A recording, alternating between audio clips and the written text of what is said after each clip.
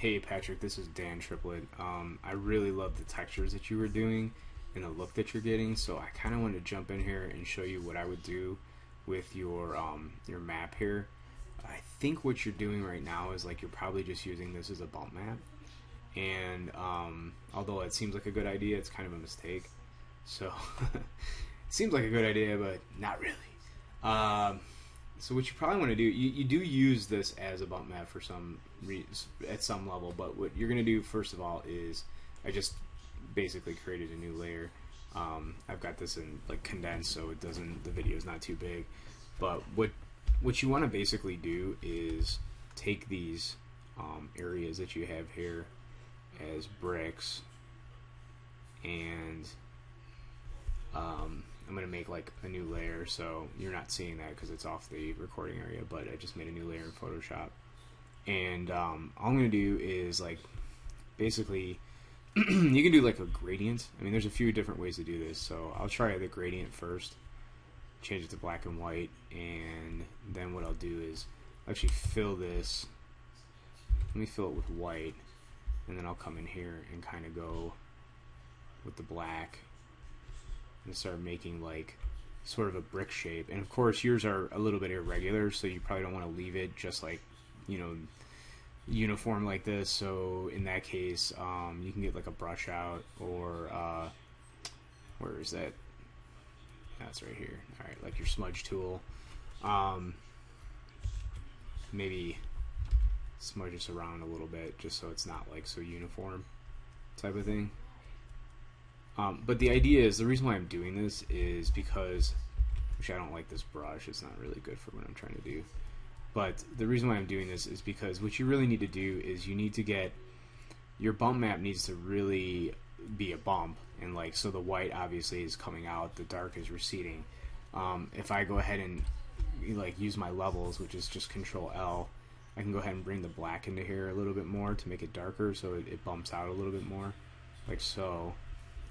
And then let's go ahead and I'm going to go ahead and do something here. It's cool. So I'm going to put on, I just turned on a layer that I made a duplicate of of the original, and I'm going to go ahead and just take this whole thing here. Actually, you know what? I'm only going to take the section that I have selected. I'm going to go to filter. Let me actually move this down so you can see which filter I'm using. Alright, because I had that part out of there because usually you don't use it. But so filter, I'm going to go to other and high pass. Now what high pass does is it's not going to do anything. I'm on the wrong layer. Okay, let's do it again. Filter, other, high pass. So now I'm on the layer of your original texture. So I'm going to go high pass, and what it does is it basically will sort of get rid of gradations. And so what I'm going to do is I got rid of some of the gradation in that section of the original texture. And then what I'm going to do is change this to, like, let's say an overlay, or let's try multiply is actually probably better. So I'm going to change it to a multiply. So now what you can see is going on here is that I've got this this brick texture, and I've got a multiply on top of it. Let me do one other thing. I'm going to isolate this by putting a mask on, so just this part is showing. So, and the multiply right now is at 100% opacity. I'm going to go ahead and lighten it a little bit. So, basically what's happening is the underneath, you know, white-black area that I just made is kind of showing through, and the rest of it's just like the original. So what I'm going to do is I'm going to just select this area, and I'm going to Control-Shift-C, which is actually copy everything within the selected area, and then I'm going to paste it, and I'm just going to move it over a little bit like so, maybe move it under it like that, and I'm just going to put a few of these here. It's not going to be perfect because I'm just trying to show this as an example, so I'm going to go ahead and let's just tilt that a little bit.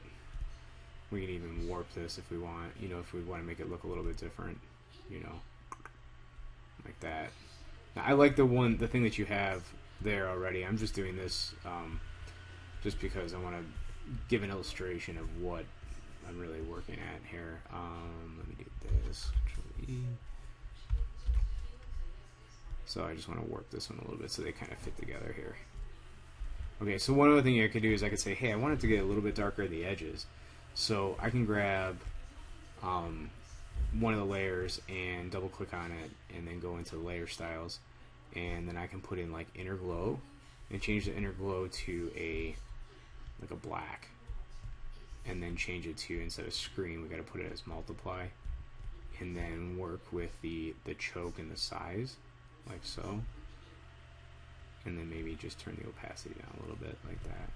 So now if I copy that layer style and I paste it onto the 3 layers I made, paste, so you're not seeing this, but I'm just pasting that layer style on. So now this is going to work better as an actual bump map, just because of the fact that it's going to be, you know, like you need this dark area around here and then the lighter area and then the gradient to make it really look like it's going to pop out. So what I'm going to do is I'll save this off. It could be a JPEG, whatever. Actually, that was actually a good place to save it. So I'll save it off right here. I'm just going to call it untitled. And let's go into a 3D app. So I'm going to just go into, this is Modo, but it's, you know, it's basically very much like Maya. The differences are minor. And I'm going to go ahead and just draw out a plane. So here's a plane. And then the only thing I really want to make sure I do is make sure the size is, well, that's right, it's actually perfectly square, so that's what I want. Alright, so now if I make, I'm going to put the texture in there, and let's see, there we go, shading. I just have this thing all condensed down, so it's hard to see anything. So I'm just going to go ahead and add layer, and I'll load up that guy that I just made. Say open. Okay, so it's coming in by default. It's a diffuse color, so I'm going to change that. So we're going to change it to surface shading bump. Okay, now we don't see. Well, you can kind of see it a little bit when the thing shines on it. I can set in Modo. I can set them. It's the same thing in Maya. You just go in and set the material to the depth that you want. I'm gonna actually have to. I think I gotta move this a little bit so I can see. Oh no, here it is.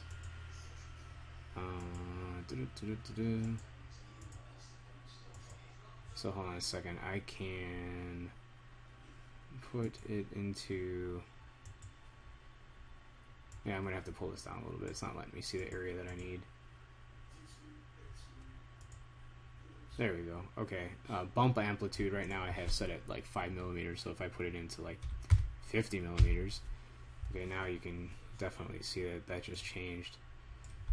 Okay, so, but you can see, like, if you look at the area that I just did with the black and white gray area, it looks like it's like kind of receding and then coming out. And if you look at the area that I just used as a bump map just from the source textures, it just looks like kind of this crusty, bumpy area, but you don't really get that depth. And so let's actually look at the render. Modo's got a really cool render that renders in real time, so I can just pull this down like this. And let's find that guy. There it is. So like you can see it kind of happening right here in the renderer. How that, you know, this area down here doesn't really look like a brick, but this area here is starting to look like a brick. So even though I did this kind of fast and cheap, it's not perfect. It's similar to what you're going to want to do. You're going to want to definitely make sure that you have that gradation in there so that it does really look like a brick sticking out. Okay, so you know, just to like finish this off, if I went ahead and grabbed the light, I'm going to grab the light, and if I change the direction of the light, let's see if I can do this, make it look even more correct. Oh, there it is. Alright, there we go. Okay, yeah, so now I'm actually getting the light was actually hitting the back of the face. So now that I have the light on the front of the face, you can totally tell the difference in why you would want to have your gradations in there, because you can really see it now. Because this is the effect you're going to get, especially when you do it nice. I kind of did it cheap and fast, but when you do it really nice, you can do it like this. If you want to go a step beyond that, and I don't know if you have time, but like learning how to do this stuff in ZBrush and actually projecting displacements and stuff like that, that's the bee's knees, my man. It doesn't get much better than that, but this will work for, for the purposes of what we're doing here. All right, man. Hope that helps.